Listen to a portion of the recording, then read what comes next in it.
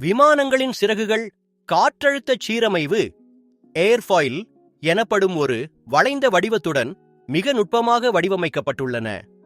இது தூக்கு விசையை லிஃப்ட் உருவாக்குகிறது. இந்த வளைவு காரணமாக சிறகின் மேற்புறத்தில் காற்று கீழ்ப்புறத்தை விட வேகமாக பயணிக்கிறது. பெர்னோலியின் கோட்பாட்டின்படி பெர்னோலிஸ் பிரின்சிபல் வேகமாக நகரும் காற்றில் அழுத்தம் குறைவாக இருக்கும். இதன் விளைவாக மேல் மற்றும் கீழ் பரப்புகளுக்கு இடையே உள்ள அழுத்த வேறுபாடு தூக்கு விசையை உருவாக்குகிறது.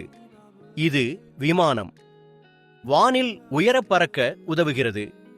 கூடுதலாக தாக்குதல் கோணம் ஆங்கிள் ஆஃப் அட்டாக், அதாவது சிறகின் சாய்வு, ஒரு முக்கிய பங்கை வகிக்கிறது. சிறகை லேசாக மேல் நோக்கி சாய்ப்பது தூக்கு விசையை அதிகரிக்கும். ஆனால் மிகவும் செங்குத்தாக இருந்தால் அது காற்றின் இழுவிசைக்கும் டிராக் வழிவகுக்கும். பல்வேறு விமான நிலைகளில் செயல்திறனை மேம்படுத்த பொறியாளர்கள் இந்த கோணங்களை மிக துல்லியமாக கணக்கிடுகிறார்கள்.